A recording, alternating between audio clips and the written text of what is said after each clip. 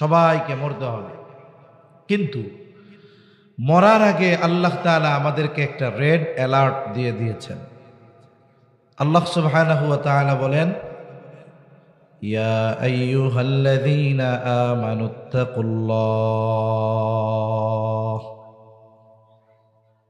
আল্লাহ রাব্বুল আলামিন বলেন, হে ঈমানদারেরা, তোমরা আল্লাহ তাআলাকে ভয় করো। হাক্কা তুকাতিহি, ভয় করার মতো ভয় করো। ওয়ালা তামুতুন্না ইল্লা ওয়া আনতুম মুসলিমুন।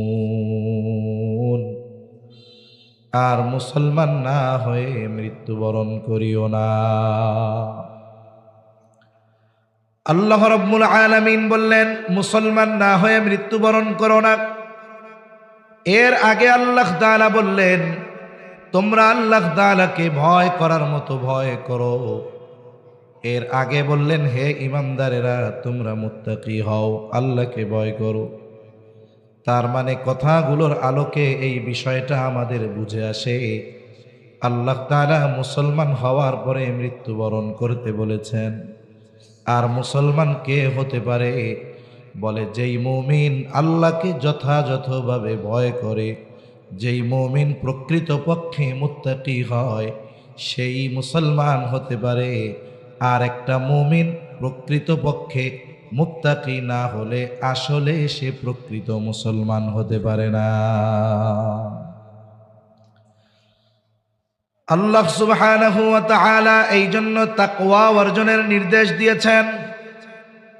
নবীজি সাল্লাল্লাহু আলাইহি ওয়াসাল্লাম ও উম্মতকে, সাহাবায়ে কেরামকে তাকওয়া অর্জনের নির্দেশ দিয়েছেন। আমার আপনার নবীর এমন কোনো খুতবা নাই যেই খুতবায় নবীজি তাকওয়ার কথা বলেন নাই। বারবার তিনি তাকওয়ার কথা বলতেন। আল্লাহ তাআলা কোরআনুল কারীমের মধ্যে তাকওয়ার নির্দেশ দিয়েছেন। কখনো কখনো ঈমানদারদেরকে উদ্দেশ্য করে আল্লাহ তাআলা তাকওয়া অর্জনের আদেশ দেন, আবার কখনো কখনো সমগ্র মানব জাতিকে উদ্দেশ্য করে আল্লাহ তাআলা তাকওয়া অর্জনের আদেশ দেন। যেমন কোরআনুল কারীমের প্রসিদ্ধ সূরা সূরাতুন নিসা। এই সূরার শুরুতে আল্লাহ তাআলা বলেন, ইয়া আইয়ুহান নাসুত্তাকু রাব্বাকুমুল্লাযী খালাকাকুম মিন নাফসিন ওয়াহিদাহ ওয়া খালাকা মিনহা যাওজাহা ওয়া বাথা মিনহুমা রিজালান কাসীরান ওয়া নিসা। আল্লাহ রাব্বুল আলামিন বলেন, ইয়া আইয়ুহান নাস, হে মানব সম্প্রদায়, ইত্তাকু রাব্বাকুম, হে মানব সম্প্রদায়, তোমরা তোমাদের রবকে ভয় করো। এ পৃথিবীতে যত মানুষ আছে, হোক সে মুসলিম, হোক সে অমুসলিম, হোক সে আস্তিক কিংবা নাস্তিক, বলেন তো সকল মানুষের রব যিনি, তিনি কে? সকলের রব আল্লাহ। সে মুসলিম হোক কিংবা অমুসলিম হোক, সমগ্র মানব জাতিকে উদ্দেশ্য করে যখন আল্লাহ তাআলা তাকওয়ার নির্দেশ দেন, এখানে তাকওয়ার দ্বারা উদ্দেশ্য হলো ঈমান। এর মানে আল্লাহ তাআলা বলেন, হে মানব সম্প্রদায়, তোমরা তোমাদের রবের উপরে ঈমান আনো। বলে, কোন রব? বলে, খালাকাকুম মিন নাফসিন ওয়াহিদা, যেই রব তোমাদের সকলকে একটি প্রাণ থেকে সৃষ্টি করেছে। হে মানব সম্প্রদায়, তোমরা সকলে তোমাদের ওই রবের উপরে ঈমান আনো। শোনাই আপনার, মনে করেন গ্রাম অঞ্চলে এখনো অনেক জায়গায় আছে, প্রত্যন্ত অঞ্চল, আগের মুরব্বীরা মনে করে যে ম্যাট্রিক আইয়া পাশ করলে এই বেটা অনেক বড় শিক্ষিত। এজন্য এক সময় মুরব্বীদের মুখেও শুনছি, যদি কোনো এলাকায় কেউ কোনো মতে 2-3টা লেটার পাইয়া ম্যাট্রিক পাশ করতো, 5 গ্রাম পাড়ি দিয়ে ওকে দেখতে আসতো। লেটার মানে কি? বলে 3 সাবজেক্টে 80-র উপরে পাইছে। কইতো, ওরে বাবা, 3 লেটার পাইয়া ম্যাট্রিক পাশ করছে, একটু দেখে আসি তো। 5 গ্রাম পাড়ি দিয়ে তারে দেখতে যাইতো। এখন ঘরে ঘরে না, কয় পকেটে পকেটে ওইরকম পাশ পাওয়া যায়, ঠিক কিনা বলেন? তা ওই রকম এক প্রত্যন্ত অঞ্চলের মানুষ, শহরে তো তখনও উচ্চ শিক্ষা ছিল, কিন্তু উচ্চ শিক্ষা এতটা প্রসার ছিল না। এখন এক লোক ওই রকম এক এলাকা থেকে শহরে এসে লেখাপড়া করছে, একেবারে অনার্স মাস্টার্স সব কমপ্লিট করছে, সাথে সাথে বিসিএস ক্যাডার, বিসিএস পাশ করে বড় সরকারি চাকরি পেয়েছে। লোকটা যখন তার ওই প্রত্যন্ত অঞ্চল গ্রামে গেছে, সারা এলাকায় সাড়া পড়ে গেছে যে আমাদের এলাকার সবচাইতে বড় শিক্ষিত ব্যক্তি আসছে বাড়িতে, এর চেহারাটা আমাদের দেখতে হবে। কারণ অনেক সময় আছে, অনেক জিনিস আছে মানুষের কাছে দেখার আগ্রহ বাড়ে। যেমন আমাদের দেশে এখন অনেক জায়গায় হয় ওয়াজ মাহফিল, মানুষ শুনতে যায় না, এগুলো দেখতে যায়। হয় কি হয় না বলে? কে আসতেছে? বলে অমুক সেলিব্রিটি আসতেছে, অথবা অমুক ব্যক্তি আসতেছে, খুব নাম কাম, ওয়াজ মাহফিল দেখতে যায়। আমি মাঝে মধ্যে বলি যে কোনো ওয়াজ মাহফিলে যদি কোনো আলেমকে দাওয়াত না দিয়ে হিরো আলমকে দাওয়াত দেওয়া হয়, বলেন তো হিরো আলম কি ওয়াজ করতে পারবে? মাহফিল তো ওয়াজ মাহফিল, তা হিরো আলম ওয়াজ করতে পারবে না, এটা আপনারা সবাই জানেন না? কিন্তু এরপরেও হিরো আলমরে যদি ওয়াজের চেয়ারে বসায় দেওয়া হয়, এতটুকু জায়গায় অসম্ভব, ঠিক কিনা বলেন? তাহলে মানুষ কত মেধাহীন, মানুষের জ্ঞান কোথায় গেছে যে হিরো আলম ওয়াজ করতে আসতেছে, ওই ওয়াজ মাহফিলে ঢল নামবে দেখার জন্য, অথচ ও জানে যে হিরো আলম ওয়াজ করতে পারবে না। তার মানে কোন যারা আসছে এরা কি ওয়াজ শুনতে আসছে না হিরো আলমরে দেখতে আসছে? আমাদের দেশের সিস্টেম এরকম হচ্ছে।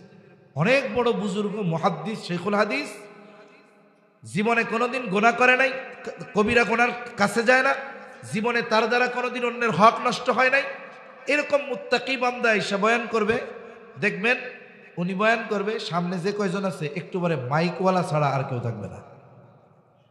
আসলেই যদি শুনতে আসতো তারা, তাহলে ওনার কথাই শুনতে আসতো। এখন ওই যে ওই মানুষকে দেখার জন্য সবাই গেছে, অনেক বড় শিক্ষিত, দেখে টেকে সবাই চলে গেছে। একজন মুরব্বী দাঁড়িয়ে আছে পাশে। কোন মুরব্বী? বলে যেই মুরব্বী লেখাপড়া বলতে বোঝে, ম্যাট্রিক আর আইএ পাস করলে অনেক বড় শিক্ষিত। এখন সবাই চলে যাওয়ার পর উনি ওই ছেলের কাছে গিয়ে জিজ্ঞাসা করে, বাবা শুনলাম তুমি অনেক বড় শিক্ষিত মানুষ, তা কি লেখাপড়া করছো তুমি? উচ্চ শিক্ষায় শিক্ষিত ব্যক্তিকে যদি জিজ্ঞাসা করেন আপনি কি লেখাপড়া করছেন, উনি কি বলবে যে আমি অনে ভর্তি হইলাম, তারপরে পাশ কইরা 2 থেকে 3 4 5 এভাবে কি বলবে নাকি? সে তার উচ্চ শিক্ষার বিষয়গুলো বলবে। সে হয়তো বলবে যে চাচা আমি ঢাকা ইউনিভার্সিটিতে অনার্স করছি, ওখান থেকে মাস্টার্স কমপ্লিটও করছি, এরপরে বিসিএস দিয়েছি, সাথে সাথে অমুক সাবজেক্টের উপরে পিএইচডি করতেছি, এখন একটা গভর্নমেন্ট জব করতেছি। ও তো তার হায়ার লেভেলের শিক্ষার কথাগুলো বলবে। এখন উনিও এরকম বলছে, কিন্তু ম্যাট্রিক আর আইয়া পাশের কথা কয় নাই। মুরব্বী এখন মুখের দিক তাকায় চিন্তা করে, কি শিক্ষিত এটা? একটু পরে তাচ্ছিল্যর ভঙ্গিতে জিজ্ঞাসা করছে, এত কিছু পড়ছো, তুমি কি ম্যাট্রিক আইয়া পাশ করছিলা? এখন আমারে কোন তো, উনি যদি ম্যাট্রিক আইয়া পাশই না করতো, উনি কি অনার্সে ভর্তি হইতে পারতো? অনার্স যদি কমপ্লিট না করতে পারতো, উনি কি মাস্টার্সে ভর্তি হইতে পারতো? তার মানে একটা ব্যক্তির সর্বোচ্চ গুণ বা যোগ্যতা বলার দ্বারা এর নিচে যেগুলো আছে এগুলো এর মধ্যে অন্তর্ভুক্ত হয়ে যায়। যেমন মনে করেন একজন মানুষ, সে শুধুমাত্র চিনে মৌলানা সাহেবরে, কিন্তু মুফতি সাহেবরে চিনে না। এখন একজনে জিজ্ঞাসা করছে আপনার নাম কি? বলে আমার নাম মুফতি আব্দুর রহিম। এখন উনি তো মৌলানা বুঝে, এখন বলে আপনি মুফতি হইছেন বুঝলাম, আমাকে ইমাম সাহেব তো মৌলানা, আপনি কি মৌলানা হইছিলেন? এখন যেই আল্লাহর বান্দা মৌলানা হয় নাই, ও কি মুফতি হইতে পারবে? তার মানে একটা গুণ এমন অবস্থানের, ওইটা বলার দ্বারা বাকি যত ভালো গুণগুলো আছে এর মধ্যে অন্তর্ভুক্ত হয়ে যায়। যখন কোনো ব্যক্তি বাস্তবিক অর্থে সাদিকিনদের অন্তর্ভুক্ত হতে পারে, বাকি সব ভালো গুণ তার মধ্যে পাওয়া যায়।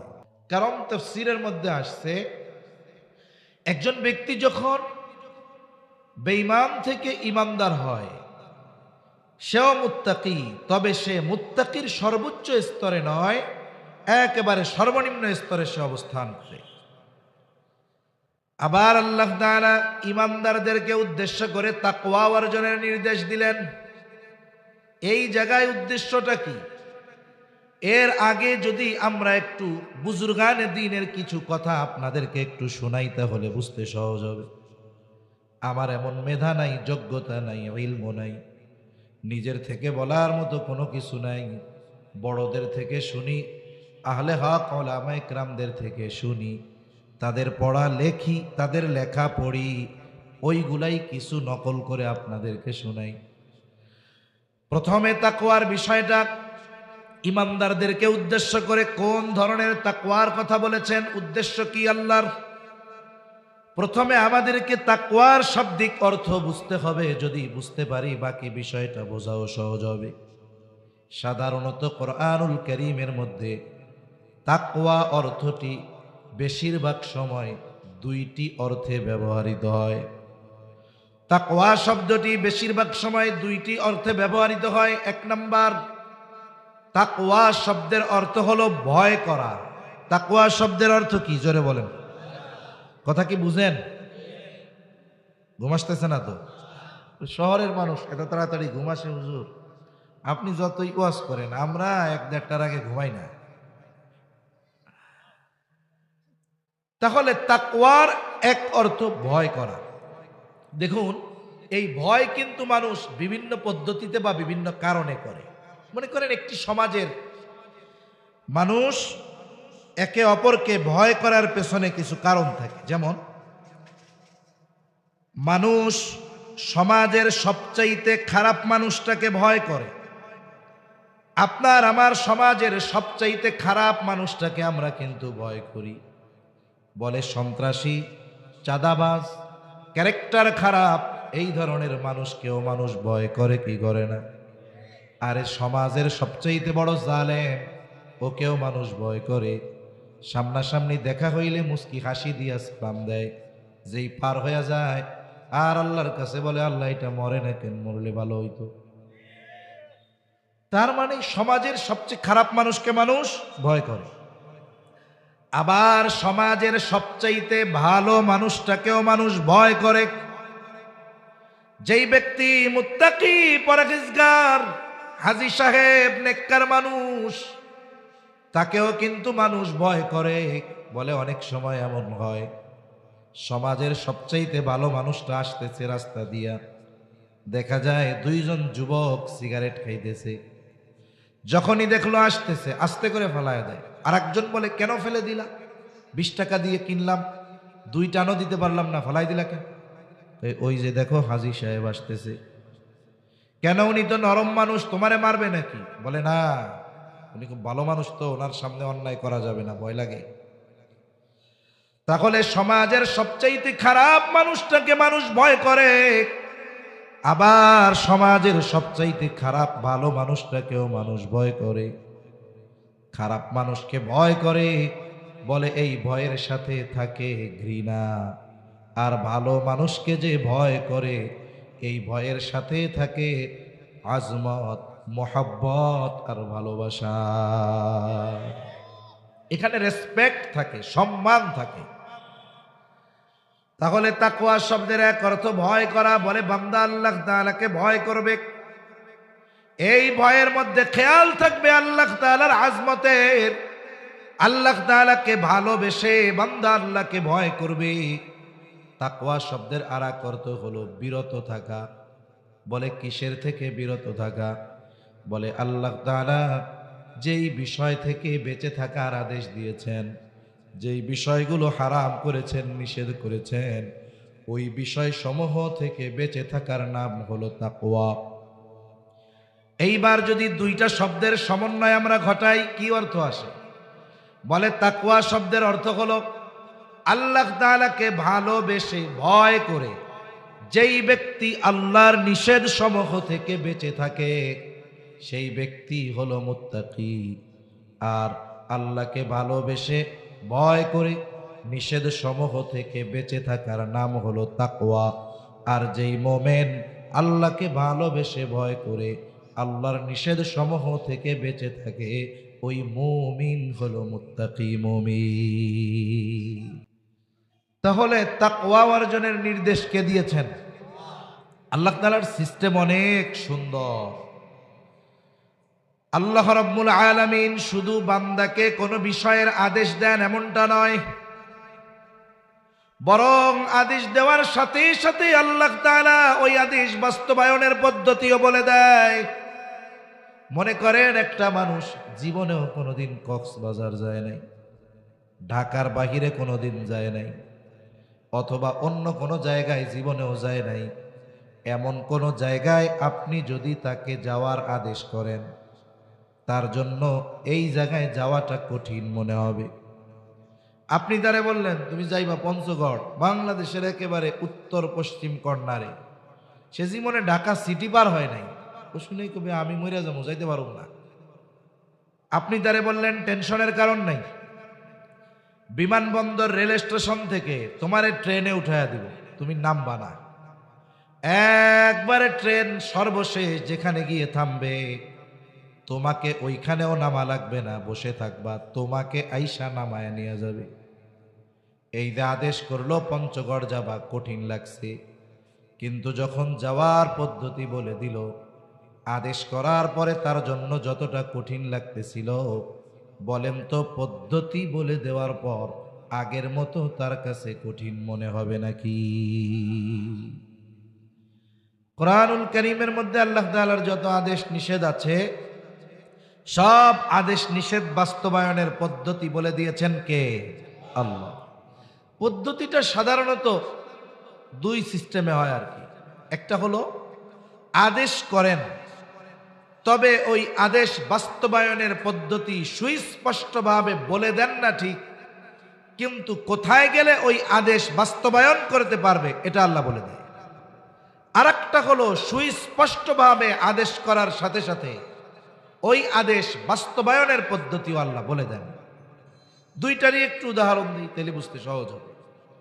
মনে করেন আদেশ করেছেন কিন্তু সরাসরি পদ্ধতি উল্লেখ করেননি, যেমন ঈমানের পরে সবচাইতে গুরুত্বপূর্ণ ইবাদত হলো নামাজ। নামাজের আদেশ আল্লাহ তাআলা করেছেন কোরআনুল কারীমের মধ্যে, 82 জায়গায় নামাজের কথা আছে।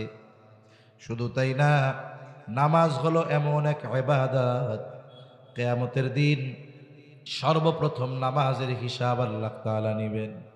নবীজি বলেন আউয়ালু মা ইউহাসাবু বিহিল আবদু ইয়াউমাল কিয়ামাতিস সালাহ। কিয়ামতের দিন সর্বপ্রথম নামাজের হিসাব নেওয়া হবে। কোরআনুল কারীমে আল্লাহ তাআলা নামাজের আদেশ করেছেন।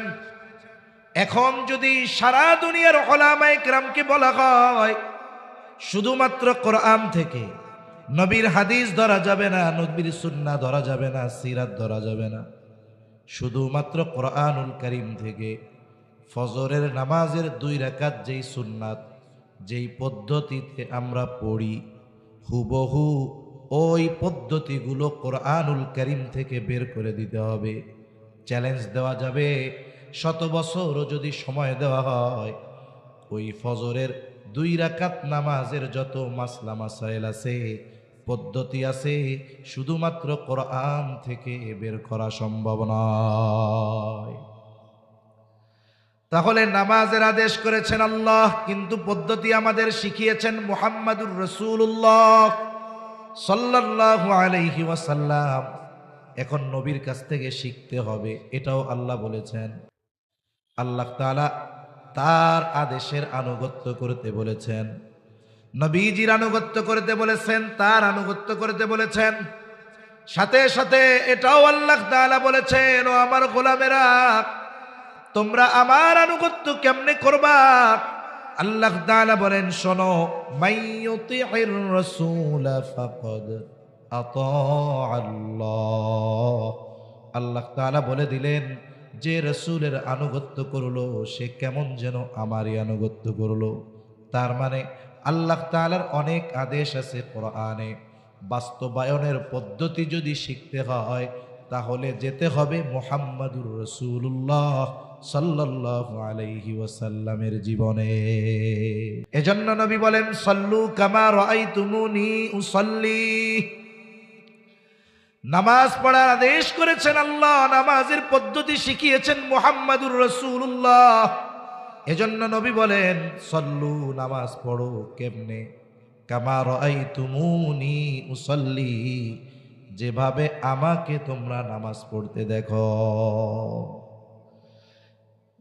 তাহলে আদেশ আল্লাহ করেছেন ঠিক, কিন্তু এই আদেশ বাস্তবায়নের পদ্ধতি আল্লাহ কোরআনে বলেন নাই। শিখতে হবে কার থেকে? মুহাম্মাদুর রাসূলুল্লাহ সাল্লাল্লাহু আলাইহি ওয়াসাল্লাম থেকে। এর নির্দেশনা আল্লাহ দিয়ে দিয়েছেন। কিন্তু তাকওয়ার আদেশ করার সাথে সাথে আল্লাহ তাআলা কোরআনুল কারীমের বিভিন্ন জায়গায় তাকওয়া অর্জনের পদ্ধতিও আল্লাহ শিখিয়ে দিয়েছেন। সুবহানাল্লাহ বলেন। একটা দুইটা পদ্ধতি আমরা জানবো ইনশাআল্লাহ। আল্লাহ রাব্বুল আলামিন বলেন, ইয়া আইয়ুহাল্লাযীনা আমানুত্তাকুল্লাহ। আল্লাহ তাআলা বলেন, হে ঈমানদারেরা মুত্তাকি হও। মুত্তাকি কে? বলে যেই ঈমানদার আল্লাহকে ভালোবেসে ভয় করে আল্লাহর নিষেধ সমূহ থেকে বেঁচে থাকে, এই হলো মুত্তাকি।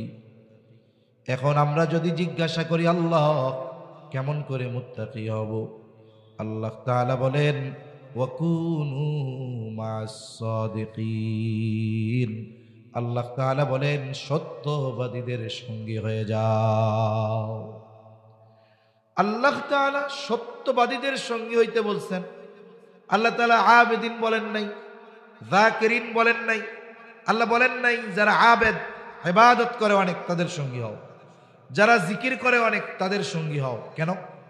বলে এই সাদেক এটা এমন একটা গুণ, সত্যবাদিতা এমন একটা গুণ, বলে যে এই গুণে পরিপূর্ণ গুণান্বিত হতে পারবে তার মধ্যে বাকি সমস্ত গুণ অন্তর্ভুক্ত থাকবে। সুবহানাল্লাহ বলে।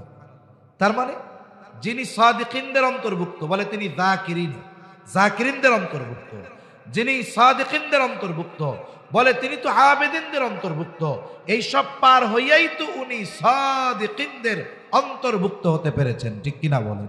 মনে করেন একজন মানুষ, সে শুধুমাত্র চিনে মাওলানা সাহেব, কিন্তু মুফতি সাহেবরে চিনে না। এখন একজনে জিজ্ঞাসা করছে, আপনার নাম কি? বলে আমার নাম মুফতি আব্দুর রহিম। এখন উনি তো মাওলানা বুঝে। এখন বলে আপনি মুফতি হইছেন বুঝলাম, আমাকে ইমাম সাহেব তো মাওলানা, আপনি কি মাওলানা হইছিলেন? এখন যেই আল্লাহর বান্দা মাওলানা হয় নাই, ও কি মুফতি হইতে পারবে? তার মানে একটা গুণ এমন অবস্থানের, ওইটা বলার দ্বারা বাকি যত ভালো গুণগুলো আছে এর মধ্যে অন্তর্ভুক্ত হয়ে যায়। যখন কোনো ব্যক্তি বাস্তবিক অর্থে সাদিকিনদের অন্তর্ভুক্ত হতে পারে, বাকি সব ভালো গুণ তার মধ্যে পাওয়া যায়। এই ধরনের মানুষের সংস্পর্শে থাকার দরকার। এখানে আল্লাহ তাআলা আমাদেরকে কয়েকটি বিষয়ের শিক্ষা দিয়েছেন। এক নম্বর বলে সোহবতের শিক্ষা দিয়েছেন, সঙ্গর শিক্ষা দিয়েছেন। প্রবাদ আছে না, সৎসঙ্গ স্বর্গবাস, অসৎসঙ্গ সর্বনাশ, সঙ্গ দোষে লোহাও ভাসে। এজন্য বাস্তবতাও এরকম। বলে সঙ্গর একটা প্রভাব আছে। একজন ব্যক্তি সিগারেট খায় না, কিন্তু যদি সিগারেট খোরের পাশে বসে, দেখবেন ওর কাছেও বিড়ি খোরের মতো গন্ধ, বলবে কি বলবে না? আবার যদি কোনো ব্যক্তি আতরের দোকানে গিয়ে বসে, কেনা লাগবে না, ওই জায়গায় কিছু সময় বসে থাকার কারণে তার গায়ে আতরের একটা প্রভাব পাওয়া যাবে। এই জন্য সঙ্গর কারণে মানুষের মধ্যে মানুষের গুণ প্রবেশ করে। আর আমি আপনি যদি আমার আপনার গুণকে উচ্চতর করতে চাই, আমার আপনার আখলাক চরিত্রকে উন্নত করতে চাই, অবশ্যই আমার চাইতে যে ভালো, আমাকে তার সঙ্গ গ্রহণ করতে হবে। মানুষের চারিত্রিক লেভেল কেমনে বাড়ে? আপনার মনে করেন চারিত্রিক লেভেল এই জায়গায়, আপনি যদি আপনার এই চারিত্রিক লেভেল আরো বাড়াইতে চান, আরো উন্নত চরিত্রের অধিকারী হইতে চান, তাহলে আপনার চেয়ে যে এই জায়গায় চরিত্রের দিক দিয়ে ভালো, তার সাথে মিশতে হবে। তাহলে কি হবে? আপনার চরিত্র আরো উন্নত হবে। আপনি যদি মিশেন আপনার চরিত্র এই জায়গায়, আপনি যদি আপনার চেয়ে খারাপ একটার সাথে মিশেন, আস্তে আস্তে আপনার চরিত্র কি হবে? ডাউন হবে, নিচে নামবে, খারাপ হবে। এজন্য দেখেন লোহার মধ্যে আর চম্বুকের মধ্যে, লোহার মধ্যে চম্বুকের মধ্যে যেই আকর্ষণ শক্তি, বলে লোহার মধ্যে এটা নাই, কিন্তু লোহা চম্বুকের চাইতে অনেক শক্তিশালী মজবুত একটা ধাতু। এখন যদি লোহা তার শক্তি প্রদর্শন করে এই কথা বলে, এই চম্বুক, তোর মধ্যে যেই গুণ আছে আমারে দে, নাহলে তোর পিড়াইয়া একবারে টুকরা টুকরা করে ফেলবো। লোহা যদি চম্বুকরে পিটাইয়া টুকরা টুকরাও করে ফেলে, চম্বুকের গুণ লোহার মধ্যে আসবে? আসবে না। এখানে নমনীয়তার শিক্ষা দেওয়া হয়েছে। দেখুন, আমার আপনার প্রভাব প্রতিপত্তি যতই থাক না কেন, আমার আপনার ক্ষমতা, দৈহিক শক্তি, অর্থনৈতিক প্রভাব প্রতিপত্তি যতই থাক না কেন, এই সম্পদ দিয়ে মুত্তাকি হওয়া যাবে না। আমাকে যদি মুত্তাকি হতে হয়, যার মধ্যে এই গুণ আছে, সে যদি আমার চাইতে অর্থের দিক দিয়ে দুর্বল হয়, ক্ষমতার দিক দিয়েও যদি দুর্বল হয়, আমাকে তার সঙ্গ গ্রহণ করা লাগবে। এখন যদি লোহা ওই প্রভাব না খাটায়া আস্তে করে চম্বুকের সাথে লাইগা যায়, বলে 1 মাস 2 মাস যদি ওই লোহা চম্বুকের সাথে লেগে থাকে, 2 মাস পর লোহার থেকে, চম্বুক থেকে লোহাটাকে আলাদা করবেন। এইবার ওই লোহা যদি অন্য লোহার দিকে ধরা হয়, এবার সে আরেক লোহাকে আকর্ষণ করতে পারবে। বলে কেন? বলে চম্বুকের সাথে সঙ্গ দেওয়ার কারণে চম্বুকের গুণগুলো লোহার মধ্যেও ঢুকে গেছে। গ্রাম অঞ্চলে অনেক ডাক্তার আছে 5 পাস। 5 পাস করে কি ডাক্তার হওয়া যায়? কথা বুঝেন নাই মনে হয়। যায় যায় যায় না। কিন্তু গ্রামে এরকম অনেক ডাক্তার আছে 5 পাস 8 ফেল। এখন ওই লোকের কাছে রুগীরও অভাব নেই। কেন? বলে ও গরিবের ছেলে ছিল, লেখাপড়া করতে পারে নাই। একজন অভিজ্ঞ ডাক্তার, তার ফার্মেসি আছে, ওইখানে সে রুগী দেখে। ওনার একজন তো কম্পাউন্ডার লাগে, হেল্পার লাগে। ওরে বলছে, তুই আর কি কইরা খাবি, তুই এক কাজ কর, আমার সাথে থাকবি, আমি যা বলি তুই আমার কথা শুনবি আর কি। এখন ওই ডাক্তারের সাথে থাকছে 10-12 বছর, 15 বছর। এই 15 বছর থাকতে থাকতে ওর এমন অভিজ্ঞতা হয়ে গেছে যে ওই রুগী দেখার সময় ও পাশে বসে থাকতো। এখন ওই ডাক্তার গেছে মইরা, ডাক্তার মারা যাওয়ার পরে এখন ওই ফার্মেসির দায়িত্ব ওর হাতে। রুগী আসে, ও ওষুধ লিখে দেয়, রুগী ভালো হয়ে যায়। আবার শহর থেকে MBBS কমপ্লিট করে এক ছেলে গেছে ডাক্তার এলাকায়, রুগী দেখে কিন্তু রোগ নির্ণয় করতে পারে না। এখন লাস্টে কি কয়, কি ডাক্তার, শহরের তে লেখাপড়া করে আইছে, ওর চাইতে আমাকে অমুক ডাক্তার কত ভালো। বলে কি বলে না? এই যে দেখুন, একটা মানুষ 8 পাস করে নাই, কিন্তু তার সোহবতের কারণে তার এক্সপিরিয়েন্স, অভিজ্ঞতা কোথায় গেছে? বলে কাগজে কলমে সার্টিফিকেট অর্জন করা একজন ডাক্তার মানুষের কাছে মূল্যহীন, ওর চাইতে আমাকে ওই ডাক্তার আরো ভালো। এই যে আস্থা অর্জন সে করলো, বলে কাগজ কলমের সার্টিফিকেটের জোরে নয়, বলে সোহবতের জোরে, সংস্পর্শতার জোরে। ঠিক কিনা বলেন? এজন্য আমরা যদি ভালো মানুষের সঙ্গ গ্রহণ করি, আমার জীবনটা ভালো হবে। এমনি যুবক ভাই যারা আছেন, জীবনে চলতে ফিরতে স্কুল, কলেজ, ভার্সিটি, কর্মক্ষেত্র সব জায়গায় বন্ধু হয়, হয়েই যায়। কিন্তু আপনি বন্ধু নির্ণয়ে এতটুকু দেখবেন যে আপনি যেখানেই যাবেন বন্ধু বানাবেন নামাজিকে। তাহলে কি হবে? ওই বন্ধু নামাজে যাওয়ার সময় আপনাকে ডাইকা নিয়ে যাবে। বন্ধু যদি ভালো বানান, ওই বন্ধু আপনাকে জান্নাতের পথে নিবে। আর যদি আপনার বন্ধুত্ব হয় এমন কারো সাথে যে পাপাচার, অনাচারের সাথে লিপ্ত, তাহলে একটা সময় সেও আপনাকে জাহান্নামের পথের প্রতীক বানাবে। ঠিক কিনা বলে?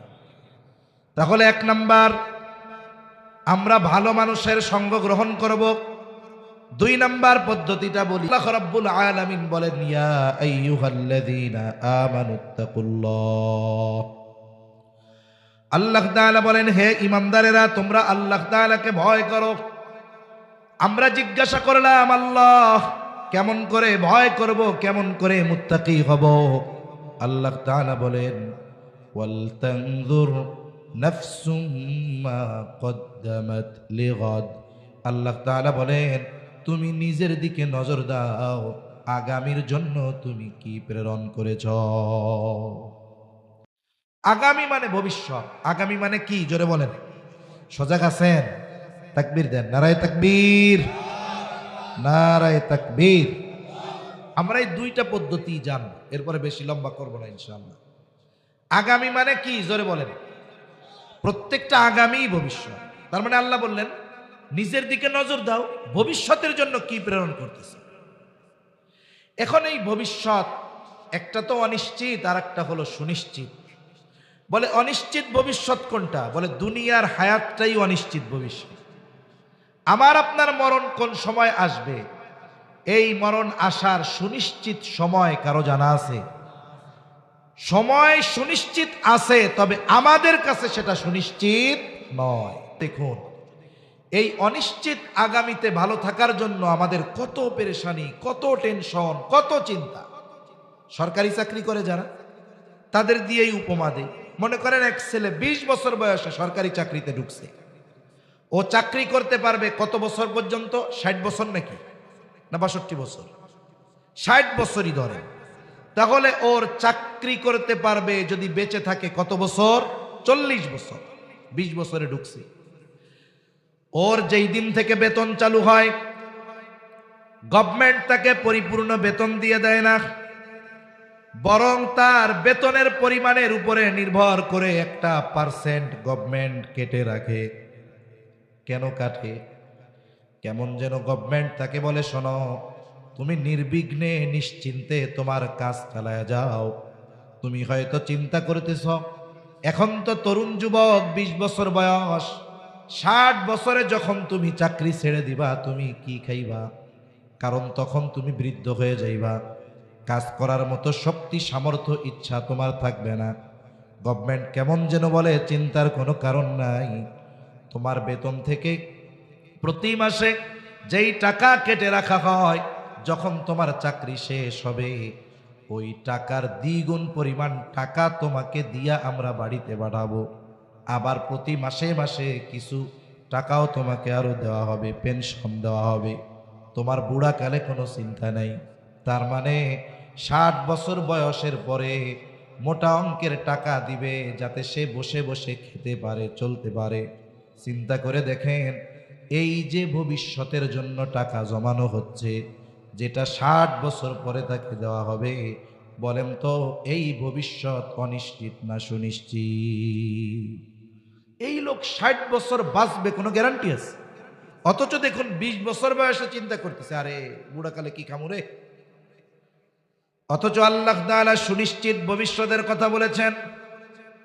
সুনিশ্চিত ভবিষ্যৎ হলো কবর, সুনিশ্চিত ভবিষ্যৎ হাসর, সুনিশ্চিত ভবিষ্যৎ কারো জন্য জান্নাত, কারো জন্য জাহান্নাম। এই জন্য আল্লাহ তাআলা কেমন যেন বলেন, বান্দা, তুমি ওই সুনিশ্চিত আগামীর জন্য কি প্রেরণ করেছো? দুনিয়ায় বুড়াকালে ভালো থাকার জন্য টাকা জমাও, আর আখেরাতে অনন্তকালে ভালো থাকার জন্য তুমি কি প্রেরণ করেছো, এটা একটু তুমি হিসাব কইরো।